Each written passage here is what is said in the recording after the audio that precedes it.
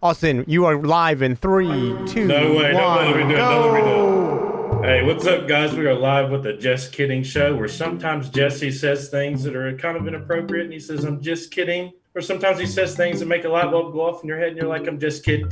Was that better?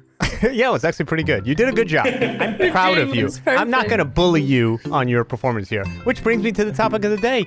Are you a bully? Have you ever been a bully? Have you been subjected to bullies? Let's talk about bullies because it's a thing. And it's been talked about a lot, but we're going to endlessly talk about it here because that's what we do. And I'm going to slow down my talking so that you can clearly understand my words. We're here with Austin, a.k.a. Redneck Rebel, and Broken, a.k.a. Broken Pigeon on the bottom. Say hello, Broken Pigeon in Austin. Hello. Hello. How's it going? Hello. Best intro, right? Was Well, not bad. good? You did pretty good. Dude, I'm proud of you. I'm proud of you. See, that's what's called positive support. And that's what we need more of in the world, I think. Okay, so let's get right to the topic. Austin, have you ever been a bully? Honestly, I probably have when I didn't mean to be, but I just don't walk around being a dick to people. But That's a good. I'm sure I've definitely said things I probably shouldn't have. Well, that's a I've probably bullied in some way. okay. Broken, have you been a bully? Absolutely. Absolutely. She comes right out with it, full screen. So, Broken, tell us about how you've been a bully. I was a very mean child and hung out with people that encourage negative and toxic activities and bullying and the like. So, how much of that behavior do you think came from the culture of the people that were around you, and how much came from you? I want to say 50-50. Interesting. Part of it was my upbringing and the people I surrounded myself with, because you are a collective of the people you hang around. Interesting.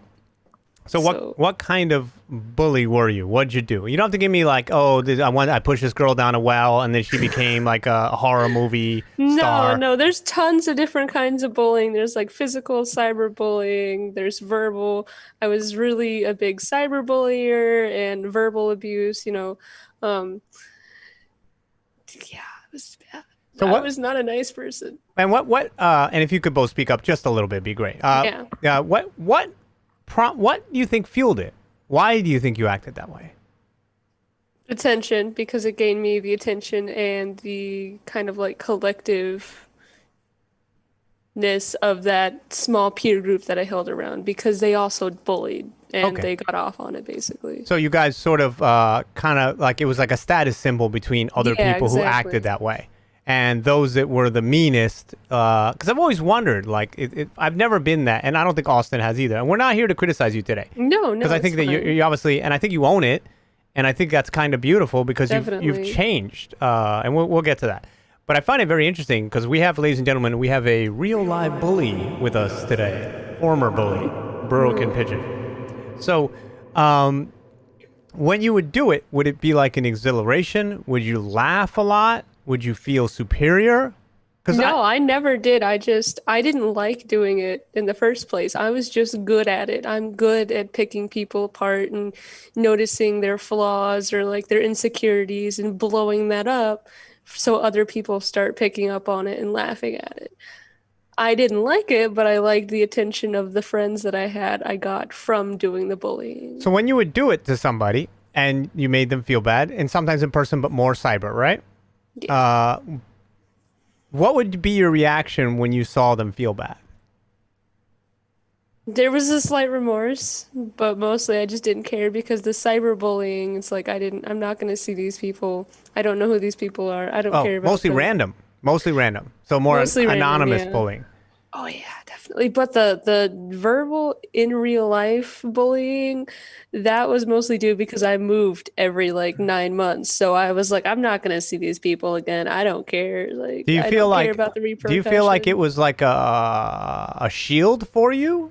Like, so when you would go to a new place, you'd strike first?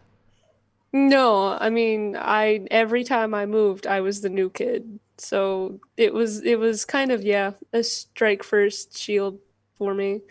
because always being the new kid and the fat kid and the weird kid, the one that's into like macabre stuff and anime and Naruto runs through the hallway, because I had a big personality. I still have my big personality, and that attracted a lot of bullying towards me in the first place. So do you feel like it kind of amplified it in you? And stay with us, Austin, if you could. Because I just zoomed in. I just took it. We're live on video as well. I was looking at my notes. Okay, good. Because I zoomed in on his face and it just looked blank. It was just like a blank stare. I thought he was checking some sort of like site. We don't know what kind of site. We're not going to ask. It's not our business. No, that's just me bullying you into the conversation, which is terrible. I'm spotlighting you in it, but it's a well-intentioned mockery of everything about you. See, I do it too, but I'm always making sure that my intention is clear. Right, I jostle people all the time. Poking. There's a difference between poking fun with friends and bullying. Yeah, I would agree with that. So, at what point did you start to understand that difference for yourself? And at what point did you shift out? And we'll come back to it because it's fascinating to me. Like, 'cause I've always wondered, like, what do these people think? Why are they acting this way? What's the point of it? Most of it started off when I kind of just took myself away from the people that started that toxicity in myself. I started living by myself. I started gauging people's reactions of just how I treated them and seeing their reactions after, obviously, and realizing putting more positive energy into the world is a lot easier. It's better for everybody, and it takes a lot less energy than being negative and a bully and hurting someone's feeling for no reason but your entertainment. So did you start, and bravo for that, did you start to, once you made the shift, did you start to feel better about yourself? Absolutely. And it wasn't quite right away because I felt even worse about all of the things I had done, all the people that I've hurt. And some of those people got contacted again and be like, yo, I could have treated you a lot better. And I apologize for that. And some of them didn't want to hear it. Understandable. But some of them did react positively and be like, thank you. I appreciate that. You really hurt a lot of my feelings on a constant basis. And I'm like, I am so sorry. I can't do anything else but apologize and acknowledge the hurt I put onto you. And you felt a real shift in yourself. Yeah. Well, it was a weight taken off your shoulders. Wow. You felt like a pressure to be this person. Interesting. Austin, as somebody who I think is kind of the complete opposite in upbringing, right? You were probably always the defender of other people. How does it make you feel to hear the way she acted in her previous life? And that's not meant to make you feel bad, Broken. I think it's okay. I don't like my previous self. I'd punch my previous self in the face. You bully that previous self. Yeah, I would. Definitely. Yeah. Well, I think that's incredible. Listen, somebody who has done things that they're not proud of and change to something that they're much more proud of and happy about, that takes a lot of courage. So the change is to be commended. The person you were is to be condemned, but the change from that person is not easy because something caused that. So Austin, I want to hear from you about your reaction to everything that she just said. And by the way, I find her to be a lovely, charming, nice person at this point in her life. So we're not here to be like, oh, rah, throw shame rocks at you. You know what I mean? But just to have a discussion, because I think it's important for people to hear it from the perspective of somebody who partook in that. The perspective's really interesting, for sure, because I've never really heard anyone explain it like she has, where it's like, well, I just did it kind of just because, well, I'm not going to see him again. It's not any kind of train of thought that I've ever had or shared. I've just always my whole life, I've just been about, let's have a good time. Let's have fun. I like to make people laugh. That's not to say that I haven't bullied somebody, or maybe not bullied by definition, but I've said things about people that I shouldn't have, but who hasn't done that? Oh yeah, that's human. Yeah, I agree with that. Humans, we're all under construction always. So I agree with that completely. Broken, at least, which some people aren't able to have this kind of, revelation and say, maybe this behavior that I've been displaying most of my life isn't healthy for me or anyone else I associate with. And I say lots of people can't do that. Do you feel like most bullies, Broken? Because this is it's such a fascinating moment for me, because you just don't really get to somebody. Either one of two things happen with them.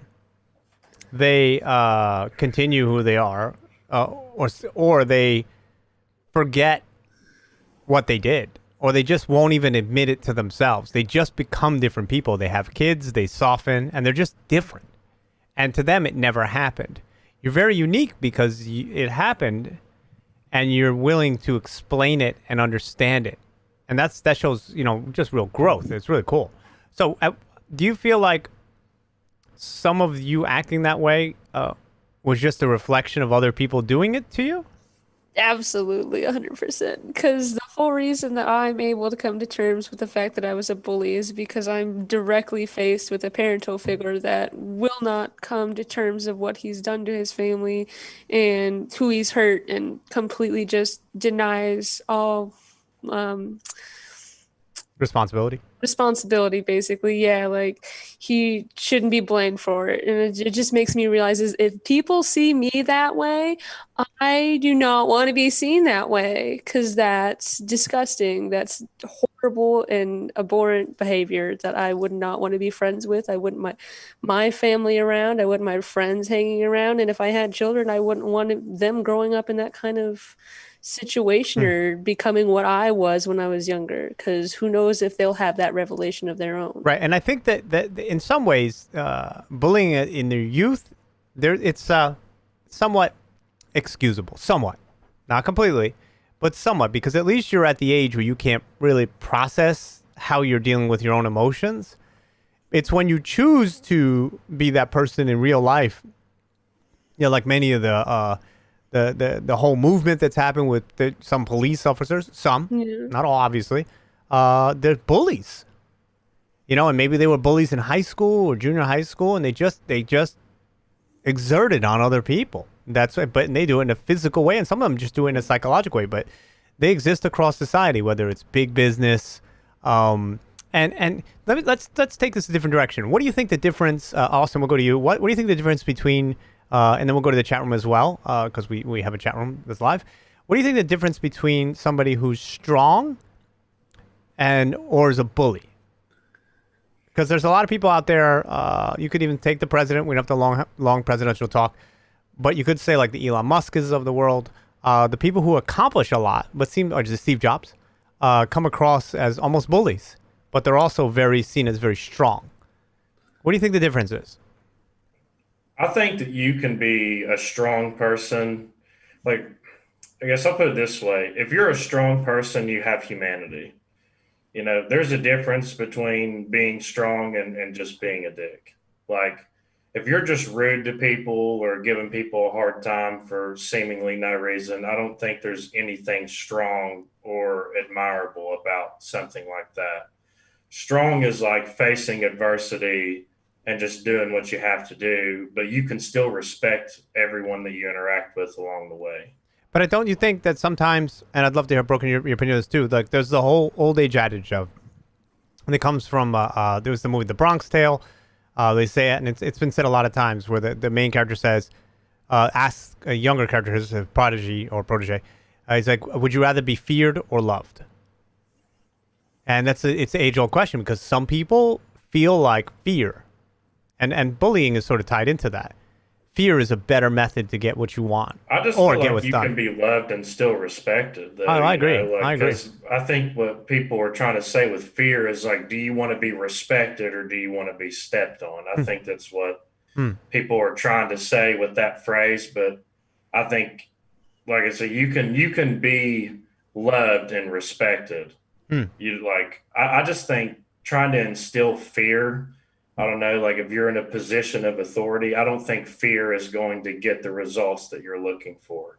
So I think respect is going to take you a lot farther. I agree. And I just want to ask, is this conversation hard for you guys? No, I've had this conversation a couple of times. Okay, just want to make sure. No, but this is not about me making a safe space or any of that stuff, but I do always want everybody to be comfortable, right? And that's my way of not bullying, because I can take I'm very good. Here's my skill. And I think part of bullying, right, is taking a skill and abusing it, right? If your skill is strength, abusing that physical strength on other people. If your skill is making fun of people, I think me and Bro can share that. I'm really good at making fun of people. Yeah. I'm really good at it. But I don't like doing it in a way that makes them feel bad unless it's like super deserved, like here's your own medicine. But what I'm good at is opening people up and making them feel like a sense of comfort. And that, if I'm not careful with, can be the ultimate way to really destroy somebody. Let's go to the chat room real quick. We're going to go up a little bit. Danny says, I never fit in anywhere, so I was the queen of the bullied. Good times. So what do you think, because you've also been bullied, Broken. And Austin, have you been bullied at all in your life in one way or the other? 100%. Yeah. I think everybody has, even the bullies. And Broken, you've obviously been bullied. How does that feel when you were on the receiving end of it? I mean, horrible. It really beats down your self-consciousness to be like a 12-year-old and severely overweight in the poor family, new kid everywhere with the weird taste and everything. So you're not going to fit in. You're not going to find new friends very fast. And then, of course, my older brother, not to do my whole life story, my older brother is like 5 years my senior, and everyone knew him because he was the guy going through chemotherapy and going through cancer. So everyone would really kind of take pity on him.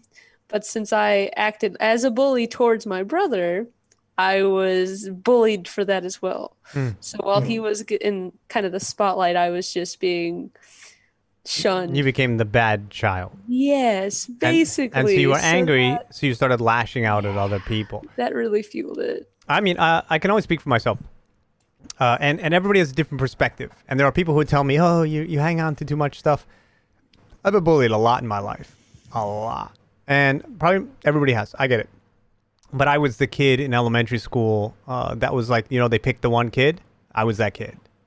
And it still scars me to this day. In one way or the other. It's still there. And like memories of being that sort of the outcast.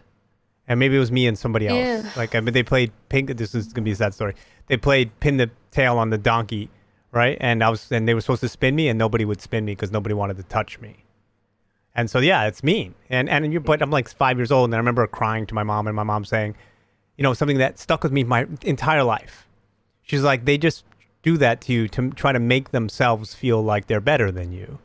They're only doing it to basically prop themselves up. And she's 100% correct. Yeah. And what happened is I developed a real skill set to deal with the emotional and then the physical bullying growing up in New York City in the late 80s, where people were trying to kill me, And I got a real incredible wit, being the outsider in so many different situations as I grew up. And part of it is great because it made me develop these skill sets. But part of it is bad because some of it still sticks with me. I sometimes, I'll admit this here, I don't care. I sometimes will wake up at 4 o'clock in the morning and I'll go look on whatever social media. That's for something somebody did to me 15 years ago. And I'll look them up, wishing and hoping something horrible is happening in their life. And and I made a whole movie about this. That's me keeping those demons alive in my brain subconsciously. So they really can have very damaging effects. Now, mind you, my approach to it was to always put more good in. For every bit of bad that came into my life, I took the opposite approach that you did when you were younger, Broken, that you're doing now. Is I decided that I'm going to feel joy. I'm going to keep putting joy into people's life over and over and over and over and over until I just basically outweigh the scales. Because I saw it and I said, if not, I would have been a maniac. I would have been a really good murderer, stalker or something. I have all the skills. Right? I have all the skills to do things to people that are horrible. But I'm not that person because I choose and I saw the path, and I fill the world with love. But that doesn't mean that the scars of those moments aren't there. They're just part. We all have scars, right? And those are some of mine. I had the same changing moment in my life too, just like you. That's very relatable because that actually reminded me of because I still remember the worst time that I was ever bullied. The worst part of my life. It was my parents were getting divorced, and I remember my mom wasn't taking me to school, and they actually kicked me out of high school, the high school I was going to, and I had to go to a different school that was actually in my district. And at the time, there was so much going on in my life. I was so depressed. I like didn't get a haircut for a long time. Like I had my hair like down past my shoulders, and I was very recluse and wouldn't talk to anybody. And I remember, I never forgot this. I remember I was sitting in the lunchroom at that school, and I was always sitting by myself every day. You know, there was like maybe one or two guys that might say something to me, but nothing really significant. And I remember there was this guy that would just give me shit all the time for really no reason. And I don't know what he's like now. I'm sure he's changed. I'm sure he's a lot better guy. But I remember he walked up to me and like had like a few ketchup packets in his hand, and he squirted it on me. Just like right there in the middle of the lunchroom. And this guy had bullied me for so long and so much. Like I stood up and I swung on him, like right there in front of everybody. And they ended up kicking me out of that school too. I don't want to laugh. Oh my God. It is. But that's what happens, right? I mean, it's like you get torment, and sometimes you just had enough. I'm like you in that way. Like I've spent a lifetime fighting bullies. A lifetime. And I got into karate, right? And that really straightened me out because it built my confidence, and it erased a lot of those memories. And I have friends of mine that are still friends that still can push those buttons in me. But I've told them, and I'm not trying to put this message out for anybody in particular, but like, you don't realize, like, I'm not the same guy. I'm not the same kid. Like, I'm the guy that went off into the woods and trained for 15 years to be ready to deal with this moment, because it scarred me, and it made me strong in a good way. Because I was trying to find the courage in myself to overcome like a silent, invisible demon in my own brain. And you were talking about starting karate, right? That's yeah, well, part of it was karate. Part of it was developing my wit. Part of it was building my confidence in doing filmmaking. Part of it was making new friends, new allies, new achievements. All of those things gave me ways to combat those people that would approach me to harm me, mentally or physically. And that's why that's where I met these two people playing a video game called Overwatch. And that game, you play with 5 new players every single half hour. And I played it for 3 years on stream. And it was a lesson in how to deal with trolls and how to deal with assholes and nasty people. Another lesson, a lifelong lesson. And man, did I get good at dealing with them. I could kill them with kindness. I could kill them with words. I could destroy them. Because I'm not that little kid anymore. That kid is gone in me. I am still that little kid because I still get emotional when people bully me. Well, you're 21. I think it's right? normal though. It's normal. It's normal to feel that way. Yeah, absolutely. Like because you made me feel really good that day when you commented when I said that I was a pussy because I couldn't take what people were dishing out in Overwatch because they were just bullying me. And what did I say? You said that I'm not a pussy for not wanting to be verbally abused. That's just human. But it's also like standing up to a bully is not just it's not just standing up to them. It's like knowing when to ignore them, knowing when to walk away from them, because there's just like it's like what a bully wants often nowadays on the internet is your time. They want space in your head. They want to just control your thoughts. I had friends, and they're friends out there, and I'm really not trying to say anything negative about anybody who's listening. But I had friends even in college that did it to me, and they got under my skin, and they'd take me out we'd go out for coffee at 2 o'clock in the morning, and goes, so why didn't you make that movie in that way? Oh, is it because you were afraid to do it? Or something like that. And it was like these underhanded, undercutting. Backhanded comments. Yeah, just messing with you, and then they'd laugh. And I realized that these were not being my friends at that moment, and one of them is no longer my friend. And I don't usually cut people that easily. But they didn't show me the love that I was showing them. And it takes years, Broken, when you actually know people to be able to spot it. And then once you do, you just shut it out of your life. You make it go away, you dismiss it, or you destroy it. And that's a learned skill from many, many years of dealing with those people, because there are a lot of people in this world who, like when you were a child, get off on making you feel bad, because not only does misery love company, misery especially loves it when they have company over that's other miserable people and you're the one outside getting laughed at. Misery needs a target. Misery needs a victim. And unfortunately, we're in a part of our culture, and if you are a Republican-loving, Trump-loving, good for you. I'm not.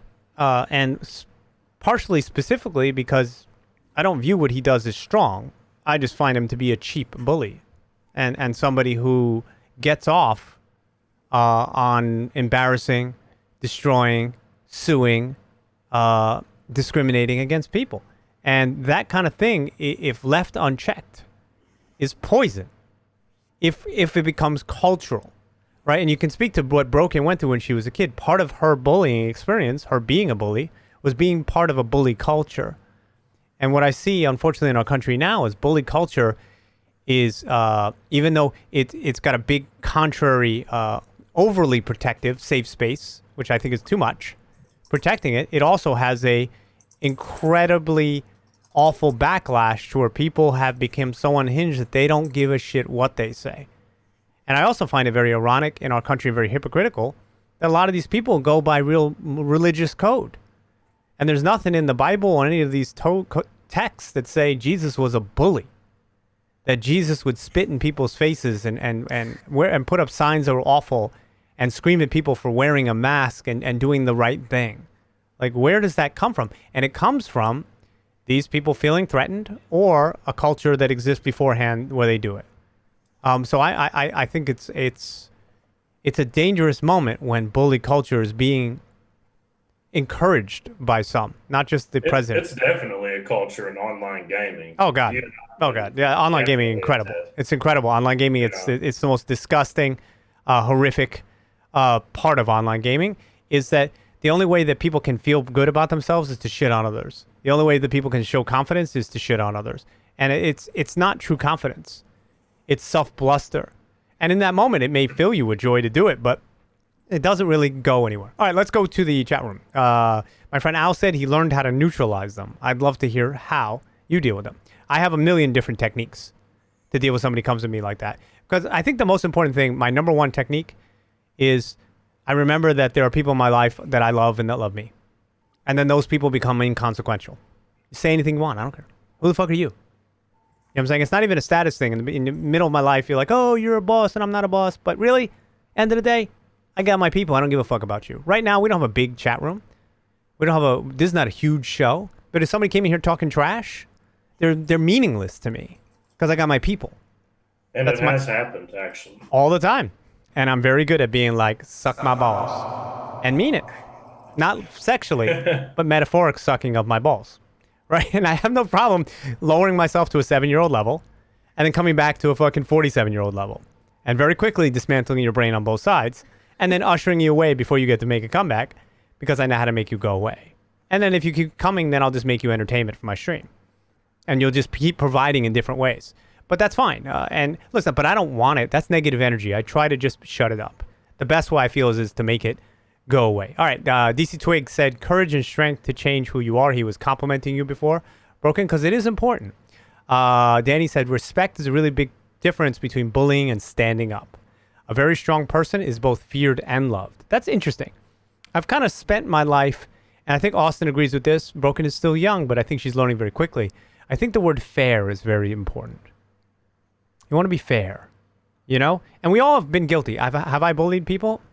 Come on. Everybody has at some point. Mm-hmm. You know, have I gone too far? And when I do, I always apologize. If I realize I've gone too far, or I've really hurt the person's feelings, I'm like, I'm sorry. Like, it's not, I didn't mean to. But I do remember the specific things I did in my life that were wrong. In karate, bullying is different. That's just a pure show of strength. That's intimidation. And sometimes you just have to intimidate to win. You know, you have to say, hey, I'm mentally stronger. I'm going to beat the shit out of you. And that's just part of the sport of Mike Tyson's a really good example. Oh, my God. He was feared. And he's actually talked about that, too, where he's like, I would just look guys in the eyes and just stare at them. Yeah. And it would work just for that. Yeah, and he would work, and because he would basically, they would lose before they fought. Let's go down, Mr. Sai. How are you, Sai? Making amends is about turning in a new direction, and that's what Broken is doing, which is living amends. And forgiveness happens along the way. Forgiveness being the most important. I think it's a toss-up between self-forgiveness and forgiveness of others. I think you gotta at least try to reach out and make the other person understand that what happened was wrong. Because if you don't, right? And some people don't even remember it, but if you don't acknowledge it for that person, in that person's brain, there is something, I don't want to say broken, but messed up, that might feel like they deserve that abuse. And when you acknowledge it for them, it really says to them, hey, I hear you that you were angry about this. I accept the other part of it. It was real. Let's move on together. I think it's incredibly important. That's one of the biggest reasons that I went around apologizing to people, because when I didn't get an apology, when I felt like I deserved one, nothing puts a dent in a friendship like that. I usually, when somebody does something really wrong to me, I'll tell you here's, I'm not saying you'll ever make me extremely mad, but there is a moment, and those that know me should know this. You'll know when I'm starting to get pissed. And it's something about somebody's doing something to me, and I will tell you. I'm very frank about it. I'm like, listen, this is really pissing me off. I'm getting very, used to say, I'm getting annoyed. And I'm warning them that what's next will be not a nice person. And the reason I do that is because it's like whatever's coming at me, maybe if they mean it, maybe they don't mean it, it's just a form of communication between friends. And those people that are my friends will either say, oh, I didn't realize. They back down a little bit. Or just step it down. Those that will have a problem with me are the ones that double down on it. And they say, I'm going to go much further in the pursuit of this thing than what I just did. So that's another form of bullying. Another form of bullying is not acknowledging when somebody's telling you, you're hurting my fucking feelings. You're upsetting me. Right? Don't you think? What do you guys think? Yeah. Sometimes things don't translate the same for two different people. Right. So you might say something, we joke around with our friends. Me and Jesse, we joke around with each other. I mean, we say if two people or if somebody heard us talking, like me and Jesse, they'd probably think them guys are about to fucking swing on each other. But I'd like to punch you in the face right now. It was like we just do it because, it's like a camaraderie thing a little bit. Right. But, if there was ever a line crossed, you have to be able to say, hey, man, I'm sorry. I didn't mean it that way. We're just having a good time. Yeah. And those things happen. They do. It happens. Well, I think that you're jostling, right? And Broken's a big fan of kittens or cats, right? So we're going to use a cat analogy for Broken. Are you ready for this? Meow. It's coming, right? So, sorry, forgive me. I couldn't help myself. So it's like cats who are playing, right? And at first they're nipping each other, and that's what it is. You're just jostling each other. You're just having fun with each other, and then one cat bites one a little too hard, and then the other one goes, ah! And then it just got out of hand, right? And then they go off, and then they make up later, right? This is what it is. It's jostling. Yeah. It's little kitty cat meows, all right? And it doesn't have to be... but the cat that comes out right away and jumps on the other cat and actually, draws blood, it's just a very different thing. So let's go back to the chat room. I have one more thing I want to read. Let's see. Mr. Sai also said, I agree, respect is key. We don't have to like what others do. We can still respect them as human beings. I agree with that. I think if more people just had general respect for each other, not only would we get along less, we'd be less damaging to each other. And what do you think of the damage that's done from adult to child? And I think when you damage a child, it's much worse. Absolutely. Because that's literally their childhood. That's how they're being brought up. That's their environment that they're developing into an adult person. And that will cause differences in their attitude as an adult. But the people that, the adult people, 40-year-old people should not... I'm not pointing you out. Okay, I'm just saying, like, I'm 40, feeling like, ages. people, I'm bullied. I'm feeling bullied. people older than the age of like 35 still blaming what happened to them as a child to excuse their bullying behavior as an adult. I do not agree with that. Oh, yeah. You can admit that it had something to do with your behavior. Well, but they get off on it, right? yeah, Like, but that's what it is. recognizing that it happened and then still not doing anything about your bullying behavior, that's when it's ridiculous. Well, don't you think like there's like people twist the sort of the Jesus-y thing or whatever, the do unto others, or the Bible thing, right? It's supposed to be do unto others as you would have them do unto you. But a lot of people come out of those moments of being attacked and they say, do unto others as it was done to you. You know, and that's how they live their life. Like when I was in high school, I used to look at like they would punish the freshmen. There'd be like Freshman Friday where they do all kinds of things. And I was just talking to him. We were laughing at one point. My friend Christian, who's my friend for over 40 years. And when he went to high school, they had this thing called polling. Well, they would literally grab the guy by both legs and ram his junk into a pole. What? And that's what they would do to the freshmen on Freshman Friday. And I saw this behavior of how people would treat freshmen. It didn't happen in my school. And I just would always be the person that said, like, when I get to be a senior, I will never treat people like that. Never. Because it's really up to you if you want to break the cycle or continue the cycle. Yeah. And I think that people just don't know how to break it. But you broken. See, that's pretty good. And hello to Jeff in the chat room, by the way. But you broke it yourself. You were a former bully. What changed you? Seeing the people I cared about, their reactions on seeing what I did as a bully, hearing some of the things I did, and then self-realization of how it made the people I bullied feel, and what went on in their lives after I bullied them. Just, you don't know what you can do or what you can say. The smallest amount of bullying can really damage someone's life. And that last little bit too could actually be the tipping point. That's what I'm saying. Someone else could end their life if you're not careful. Yeah. Jeff in the chat room said there's another aspect to consider. I used the bullying I went through to recognize and protect others from bullying. We've talked about that a little bit. I agree completely. My life's mission is to help people that are suffering from some sort of injustice. You'll see it in every movie I make.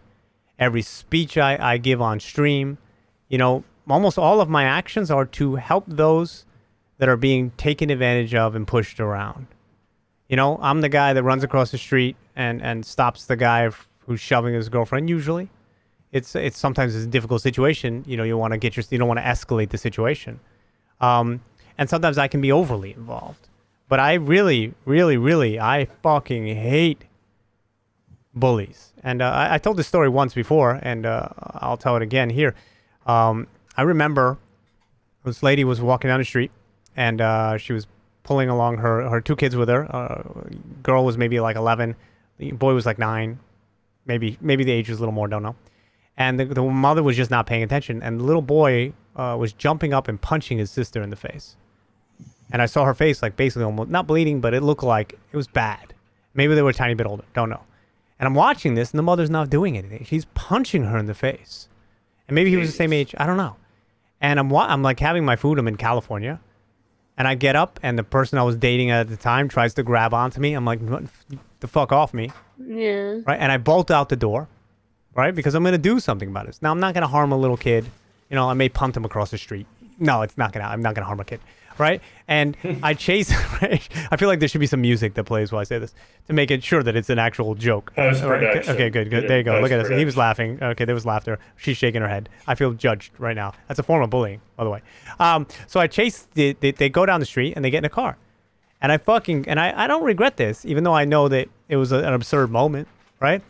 And the car door isn't closed fully. I open the car door and I start yelling at the kid. And I'm like, you never hit your sister. Never. And the mom is like shocked. And the kid's like, right? And I'm like, never. Because what he was doing was so cruel and so awful. And the fact that this mother was doing nothing about it, That kid was going to get a speaking to. I would never do anything physical. It's not my children. Nor would I do anything to a child in the first place. But that moment had to be rectified. And it was. And maybe I put some of the fear of God into that kid at that moment. Maybe. And maybe it was stupid and irrational to do. But the part of me that was that little kid at many times in my life had to do something about it. Had to. And, there are many moments for me that those things happen where I'll speak up for somebody. I've made movies about injustice. And no matter how many movies I make about it, still some of that still is occurring to me. I have people copy my things about injustice. I'm still bullied even in the arts. But the point is, what do you do about it? Arts is basically the biggest platform for criticism. Oh, God. Not criticism. Not criticism. Exploitation and bullying. It's another place, and we'll talk about that now. I want to go to chat room real quick, and then we're going to switch gears to that. Danny said, I was bullied by my friends and classmates and teachers. I was abused by my father and bullied by coworkers. I didn't need those experiences to recognize bullying was bad or defend others from bullying.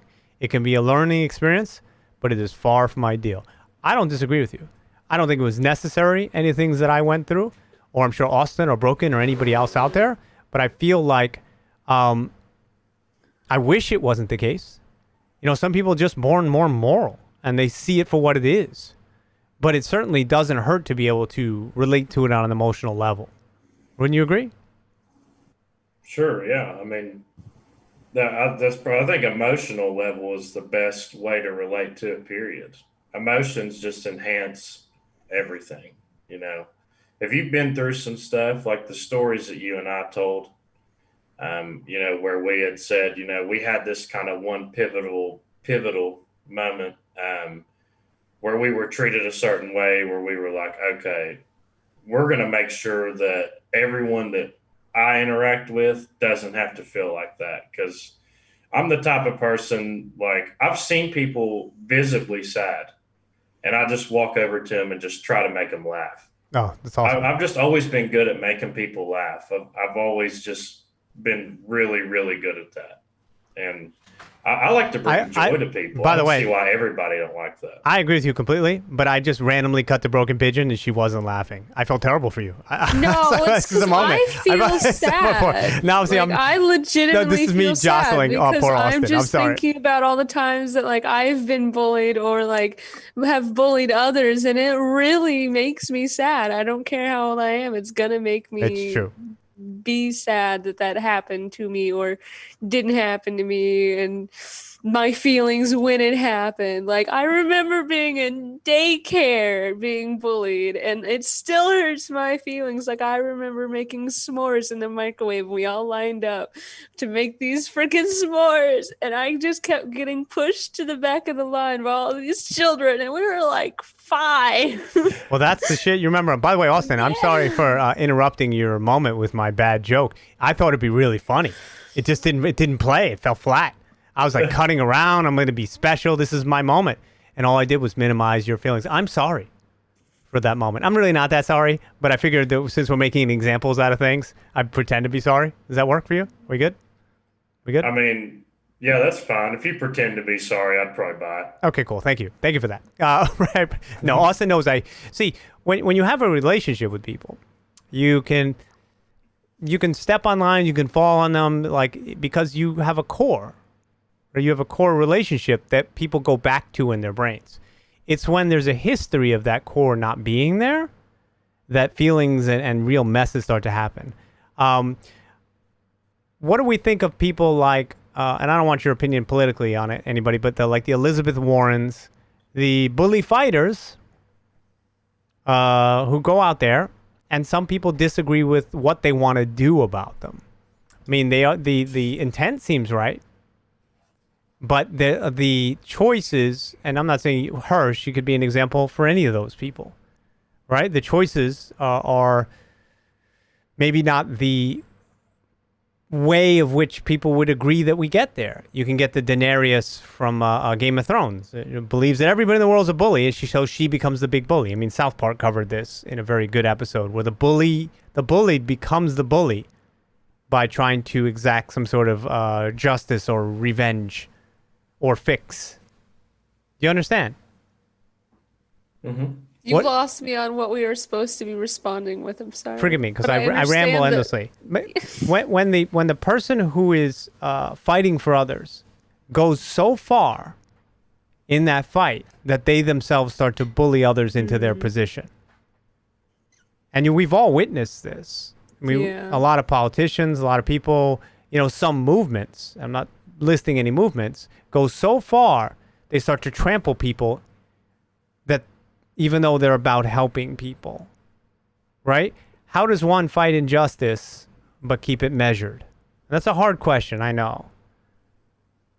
I'm going to let you try to take a stab at it. Broken, I'm going to put you on the spot. Go for it. No, don't put me on the spot because I do not have an answer for you. That's fine. You're 21 years old. And that's not to belittle you. That's just to say it's not an easy answer. I don't have it. So, Austin, how does somebody not go too far in becoming a bully themselves to defend those that are bullied? I mean, I think you just have to try not to hold on to any negative feelings about it. Like, you have to be somewhat measured in the way of how you control your emotions, right? Like, I think that you should try to mitigate it in a way that's like, don't reinforce it. Because I think a lot of these people that do this incessant bullying, like, it's not really people that you can talk to and just make them decide, oh, okay, that's negative behavior. Like, it's usually like years and years built upon. And I noticed a lot of people that I saw bullying, like growing up, had like really rough home lives. And I think that they're just basically taught that this is appropriate. Because like, I think about like your story earlier, I was going to make a comment, when you said don't hit your sister, you never know. Like, that probably could have been something that kid's never going to forget, because you're an adult and you basically told him that this is not correct behavior. Just some random stranger opened up a car door. Or the kid is stranger danger, scared for the rest of his life. It's possible. But when you're a child, sorry, you'll look up to adults, right? When you're a child and you see how adults conduct themselves, if you see it all the time, it's going to become like, oh, well, this is acceptable behavior. And maybe the reason why he was doing that and the mom was sitting there doing nothing, it tells him that behavior is acceptable. 100% agree. Stepped in and said, you should never do that. So maybe that could have been his pivotal moment. I can't say that word. One would hope. I mean, everybody's different. So, Broken, let's go back to you. I think you have more to add to that. And I'm not diminishing you by saying you're 21. No, I just recognize maybe where I was at 21, and that may not be the same place as you. And where I would not have understood the magnitude of that. That's a big question. So how does somebody who is trying to stop others from doing the kind of things that you used to do it in a measured way? How does somebody do that? I think Danny kind of summed it up in chat pretty well when she said a lot of it had to do with empathy and realizing that if it goes against your morals, or not necessarily everyone's morals, but a general human being should not be abused by other human beings kind of morality, then realizing yourself as a bully. Where am I going with this? I can't think right now. You put me on the spot again. And you did a good job. Honestly, you did a good job. I'm trying. It's a good answer. It's a good answer. It's really hard sometimes. My train of thought got really rusty there at the end. Okay, we'll go to the chat room. Twig said the only way to stay in perspective is to have those who will ground you and keep you aware of yourself as self-awareness of your actions. Yes, surround yourself with people who will put you in check, who will remind you of what you started with. I mean, this is like the story of many revolutionaries who took over countries, right? I mean, and I've told this story many times of the Hillary Clinton campaign that stood for the little guy and did a video about bullying. That was a direct copy of my video of bullying. So I was bullied in that video about bullying. Like, it's insane. Like, another thing I can't stand is hypocrisy. Like, I just will not stand for it. And I don't care, left, right, center, up, down, women, man, non-binary, whatever you want to be.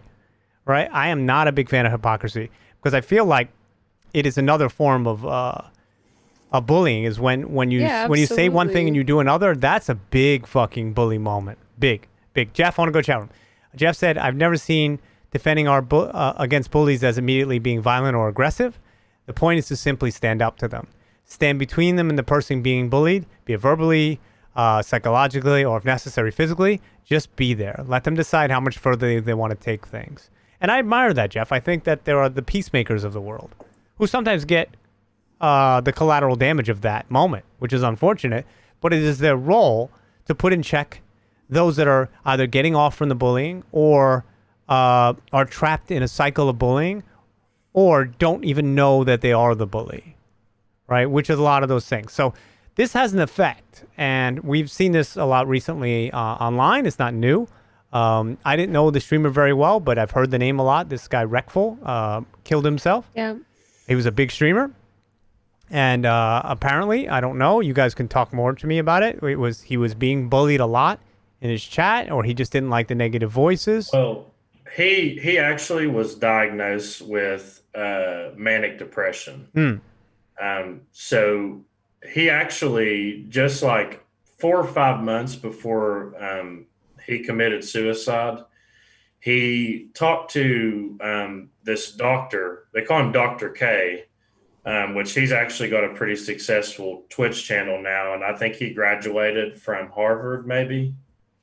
Like a really prestigious program.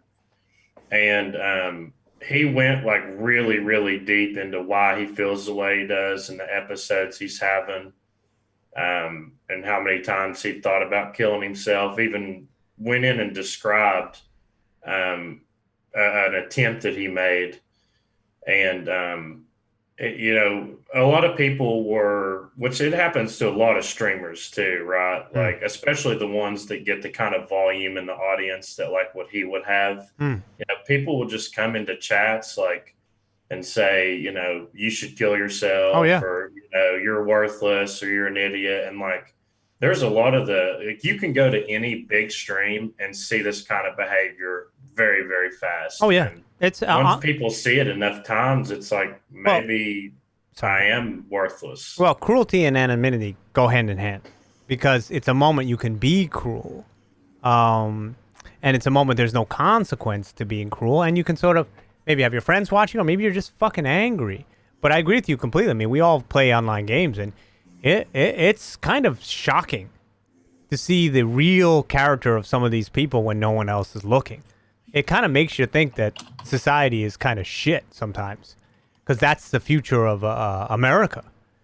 Yeah, I mean, no, I mean, I was playing a game yesterday with somebody I really kind of thought he was an okay guy, but he had a lot of, to be what he wanted to be in that game, he was very aggressive. And his whole brain to win those fights in that game was to be very belligerent of the people that he was facing. But I also understand it. He wasn't doing it directly to them. And that was his way of building his machismo, or whatever the fucking word is. It's not meant to be male only. Machismo, like Razor Ramon. Yeah, exactly. But his confidence in to do those actions, kind of like I would maybe in karate. Be like, yo, I'm going to fuck this guy up.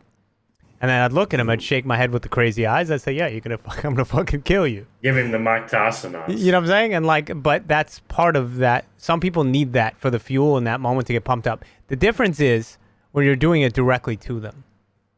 That's the difference. When they hear it, when they read it, you know what I mean? When that chat is like, you're shit, you're trash, you're garbage. You know how many times I've been told I was shit, trash, and garbage in a video game?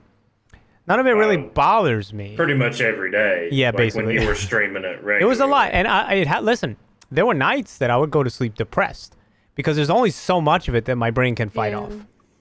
And I was Captain Nice Guy. That was my thing. My goal for years was I'm going to win over people, and I'm going to find all the diamonds in the rough. You guys are some of those diamonds. Some of you are a little rough. See, I did that. Thank you.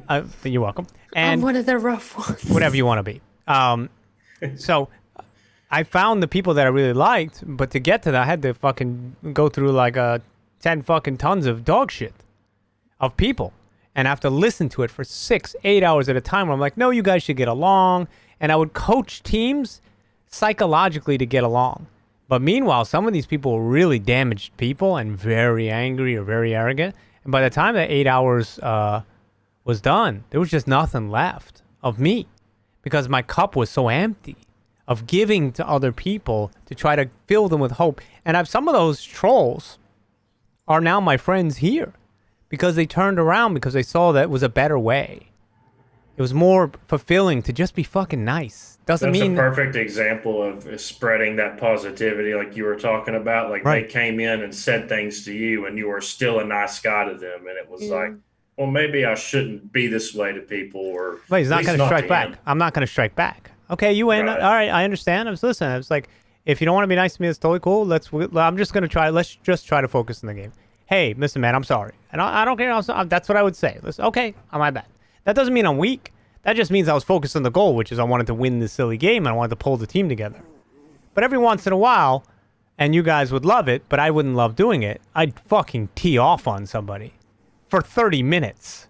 And I'd mute them so they couldn't hear me, and I had the microphone, and I'd be like, so, what was it like having your mom not like you as a child? I was ready to say always the mom jokes. Always, it's pretty good. Right for the everyone hates having their mom talked about, man. You know, unless you're that kid's mom because she's obviously a fucking a dumpster fire. I was gonna say cum dumpster, and then I realized it was inappropriate for the stream. I mean, dumpster Wait a minute. fire calling. I censored myself. Sorry. Retroactively. My point is that's easy for me, but I don't. When I engage in that part of my personality, I don't like it. I don't feel good about myself. You know what I'm saying? I don't walk away being like, see guys, look at me. Because I don't take pride in being that way. And in the way of which Broken did because of the culture she was in when she was a kid. And I have engaged at making fun of other people when I was a kid and laughing at them and doing that and being the guy, you know? But I know what it's like to be the kid in the corner and have that done to me. And I fucking hate it. But now I can take it. Now that these guys have clips of me sneezing into my fucking thing and this and that. But he's actually calling me out on this broadcast. Yeah. That was pretty funny, though. That was so funny. Yeah, because I sneezed on camera into the mic and it was disgusting. And then people thought, look, you're a fucking idiot. Now, 30 years ago, I would have been mortified. I would have been like, oh my God, I'm mortified. And I would have been... What? Go ahead. No, you stop interrupting me. It's rude. You're bullying me with your voice. Now I'm actually bullying you because I never stopped talking. That's my fault. My point is that 30 years ago, I might have been really sensitive about that. Listen, when I released Drawn by Pain, which is basically a movie about bullying with 15,000 frames of animation and really high production value, it's an amazing movie. But it's really a movie about a damaged person coming to terms with their bullying through supernatural stuff. When I released that, I was much more sensitive back then. It was online. They took that clips from the first one where I have the father character kills the mother. It's a big thing. And he screams, no more. And he slams her head into a fucking table. And it's horrifying.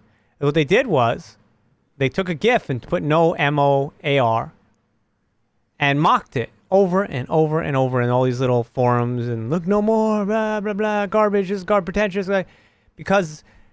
there are so many people in this world who are so scared to move forward for themselves, so scared of their own shadow, so scared of their own failure, so scared of maybe getting a success or maybe not having what it takes to get that success, that they fucking hate anyone that chases anything of value to them. They hate you because they hate that in themselves. And I've lived that as somebody who's tried to have a giant ambition in my life since I was 15 years old in karate, but much more so once I became a filmmaker, for my entire life, for 30 fucking years. They hate me because I aspire. Because they don't want to see anybody happier than they are. And when you recognize that, and you see that person trying to take that from you, so to minimize you, so that it can validate their own fear and their own shitty existence, you just gotta move on and walk up your own ladder and walk away to a better place and leave them not in your memory, in the dust. When people say success is the best revenge, it's not. The best revenge is finding your own path and never thinking about them again. Success is them not being part of your life because it isn't, and just being part of your own life and doing what you want to do and not being minimized to where they tried to take you. And if you recognize that and you see them trying to do it all the time in a video game, as you're studying for something, as you say, I'm going to be something, and everybody's like, no, you're not. You know, you see it coming at you, well, then you can do what you need to do to just, you know, be you and let them be them, wherever the fuck they wind up. Sorry, it was a big speech. Because I feel like I've had that my whole life. When you try to do something, I'm doing a stream. There's 14 people here. I'm a guy that's reached millions of people and work with movie stars. That's fact. There's 14 people here. I'm so fucking proud that I have 14 people here that I like. And there's somebody can come in here and say, oh, well, you have 14 people. You're a loser. Look at you. Receding hairline. You're old. You're this. You're not good at this game. You're blah, blah, blah. That's them trying to stop me from what I can be. That's them trying because it'll make them feel and realize that they're not me. So focus on yourself. There's a lot of trolls out there who will troll you in ways that are specific. And there's a lot of trolls and bullies out there that aren't just the ones who ha ha he he. There's a lot of trolls out there that will try to use like a really sophisticated mind games to just tie up your time. Because they're so bored that tying up your time is the only accomplishment they'll get out of that day. Witnessed it yesterday. Kids have tried to troll me in a video game and got a lot of these. Where is it? Oh, no. Suck my balls. Suck my balls. Because they deserved it. Have now tried to message me on fucking Facebook. And maybe they're listening now. Still paying attention to me. Which is amazing. I take it as a compliment. But still trying to tie up my brain. Because they want me to acknowledge them. Because they feel without that acknowledgement, they don't have an existence. That attention you spoke of, Broken, when you were a child. You needed to be acknowledged for what you were doing. Whether it was me being good or bad. So. Right. But now you're good. And you're nice, and you're kind, and you're sweet. And Austin is fair and good looking.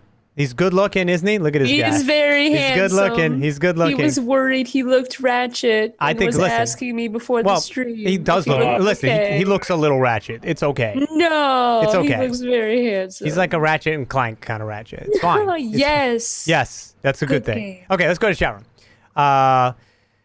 Zed says, I've experienced that tying up of time thing on such a fucked up level.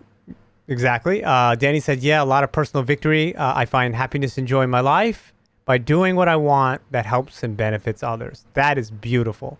That is beautiful. Other people have taken time in my chat to embarrass me with clips of my sneeze. You know who you are. I love you. I love you too. But I thank you for that. Right? But it doesn't bother me because I know that you guys here, you have my best interest at heart. I know that. We're not laughing at you. You're laughing with me. Yes. Yes, that's beautiful. And you know, you'll see when something upsets me. It's not hard to see. When you start to be able to relate to people and you find a way to have empathy and compassion with other people, it gets fucking much easier. Broken is laughing at something. There's something in the chat, something Nightbot said. Okay, Nightbot is a automated thing that goes on in chat. And he says, when Steven Seagal kills a ninja, he only takes its hide. When Jeskid kills a ninja, he uses every part. This is good. This is actually accurate. Actually accurate. And when I kill a fucking troll, I don't just take his fucking heart. I take his mind and a few of his toes because I'm kinky like that. It's weird. It's a fetish. It's not a fetish. I'm not into toes. They're disgusting. I don't like toes. They're gross. Okay, for the record. You got it, Austin? Good. Okay. Good. Okay. Got it. So, does anybody else have anything to add? So Jeff said, the hardest thing to accept when dealing with trolls or bullies is understanding that in the scheme of your life, they don't matter. Exactly. Only you can make yourself happy or weak or sad or strong. I work to protect others, raise them up, and build a family I can go to when I need help. Beautifully said, Jeff. Jeff has been a supporter and had my virtual back for 15 years. I appreciate you, Jeff. I appreciate you, Broken. I appreciate you, Austin. And I appreciate all those who stand up for others and at least try to better themselves so that they don't participate in a culture that just takes. You know? I appreciate everybody that turns himself into or is born or becomes a person that gives. That's beautiful. So I think that's the end of our podcast here. Thank you, Broken. Thank you, Austin. Thank you for everybody that supports the stream with the little things that you do. I appreciate everybody here. And yay, all good vibes. I love a lot of you guys too. A lot of us, not all of us. Well, that's not what I meant. Come on, guys. I get a lot of support and viewership from a lot of Jesse's viewers too, and I love you guys too. So thank you, brother. Thank you. Life is good. Let's go chase our dreams. Let's support each other in doing it. Why not? Let's create the community that we wanna be a part of. Let's grow it out. Let's set the right tone. And then we'll silence the trolls. And if they come, they'll be met with a force of niceness. We hope.